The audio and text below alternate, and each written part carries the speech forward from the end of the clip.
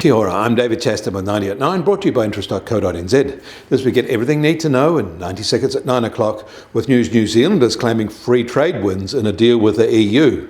But first, American jobless claims inched higher last week, although the rise was less than analysts had expected. And their PCE measure of inflation dipped a little in May from April, a pullback that wasn't expected. Core PCE is now running at 4.7% and the full PCE at 6.3%. The personal spending rise was much more modest in May than expected, up to 0.2%. And that may point to a weak second quarter GDP growth result, while the personal income gain was at 0.5% as expected. And Japanese industrial production slumped in May, the second straight month of decrease, and the steepest pace since May 2020. However, it probably recovered in June, but from a year ago it will still be lower. And China was expecting its factory PMI to expand in June after contracting in the prior 3 months.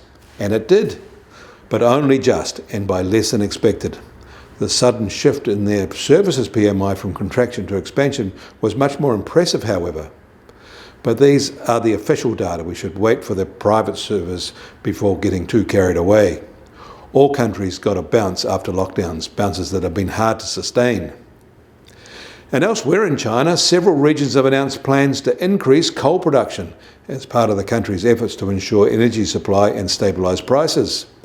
Full-year coal output is expected to increase by 200 million tonnes this year. In Europe, New Zealand has secured a new free trade deal. It has claimed it will increase the value of New Zealand's exports to the EU by up to $1.8 billion per year, but we'll have to wait 13 years for that level of benefit to kick in. Still, it was a better deal than we got with the UK. But to be realistic, the gains are all very minor, and the EU gave away nothing of real advantage to us, certainly not in their bully claims on labelling. But it does come with a most favoured nation clause, so the tiny gains we won won't be trumped. And there was a sharper fall in containerised shipping rates last week, with prices falling hardest in the China to US routes. These costs have now fallen 16% from year-ago levels, after falling 3% this past week alone.